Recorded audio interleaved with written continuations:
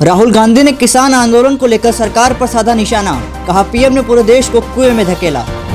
दिल्ली किसान आंदोलन की आवाज विदेशों तक पहुंची। कर्नाटक के पीएम के बाद ब्रिटिश सांसदों ने किया किसान प्रदर्शन का समर्थन।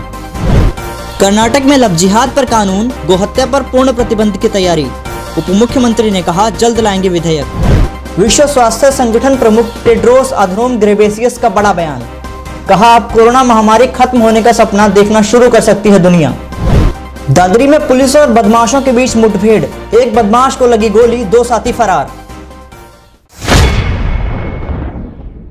सरकार द्वारा लागू किए गए कृषि कानूनों को लेकर किसानों का 10वें दिन भी दिल्ली की सीमा पर प्रदर्शन लगातार जारी है। इसको लेकर राहुल गांधी लगातार किसानों के समर्थन में सरकार को निशाने पर ले रहे हैं। कांग्रेस के पूर्व अध्यक्ष ने आज कहा कि बिना न्यूनतम समर्थन मूल्य और एपीएमसी के बिहार के किसान बेहद मुसीबत में हैं और अब प्रधानमंत्री नरेंद्र मोदी ने पूरे देश को इस कुएं में धकेल दिया है। ऐसे में देश के अन्नदाता का साथ देना हमारा कर्तव्य है। दूसरी तरफ किसानों के समर्थन में शुक्रवार को भी हस्तियों ने पुरस्कार और सम्मान वापस करने शुरू कर दिए हैं। भारत को पहला ओलंपिक मेडल दिलाने वाले राष्ट्रीय बॉक्सिंग कोच गुरबख्श सिंह संधू ने कहा, अगर सरकार किसानों की मांग नहीं मानती तो वे द्रोणाचार्य अवार्ड लौटा देंगे। डॉक्टर मोहनजीत, डॉक्टर जसविंदर सिंह और पंजाबी पटकथा लेखक स्वराज बीर ने भी पुरस्कार वापस करने की घोषणा की है।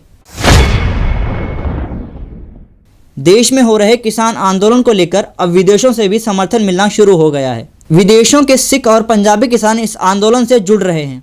इससे पहले कर्नाटक के प्रधानमंत्री जस्टिन ट्रूडो किसान आंदोलन को लेकर अपना बयान दे चुके हैं, तो वहीं ब्रिटेन के भारतीय मूल और पंजाब से संबंध रखने वाले 36 सांसदों ने किसान कानूनों पर केंद्र सरकार के साथ इस मुद्दे को उठाने की बात कही है। सांसदों ने विदेश सचिव डोमिनिक रैब को पत्र लिखा है। पत्र में लिखा है कि यह कानून किसानों को शोषण से बचाने और उनकी उपज का उचित मूल्य सुनिश्चित करने में विफल है। इसके अलावा कई ब्रिटिश सांसदों ने ट्विटर पर किसान आंदोलन को लेकर कई तरह की टिप्पणियां भी की।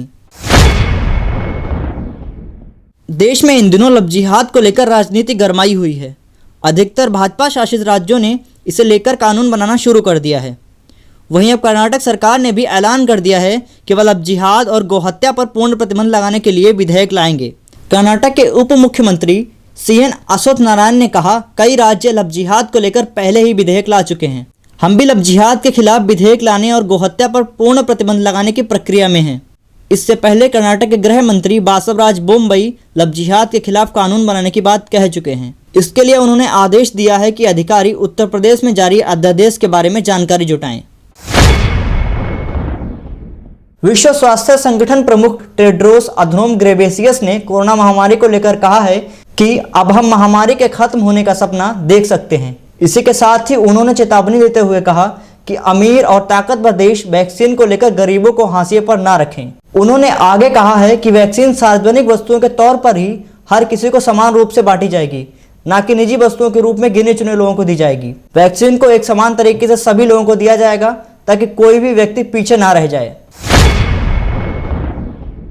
यूपी के गौतम बुद्ध नगर की पुलिस बदमाशों पर नकेल कसने के लिए लगातार काम कर रही है। इसी के तहत बीती रात दादरी थाना क्षेत्र के दातावाली सड़क पर पुलिस और बदमाशों के बीच मुठभेड़ हो गई। मुठभेड़ में पुलिस द्वारा चलाई गई गोली से एक बदमाश घायल हो गया। वहीं अंधेरे का फायदा उठाकर बदमाश के 2 साथी फरार हो गए। घायल बदमाश को इलाज के लिए अस्पताल में भर्ती कराया गया है। पकड़े गए बदमाश की पहचान बुलंदशहर के दानिश के रूप में हुई है।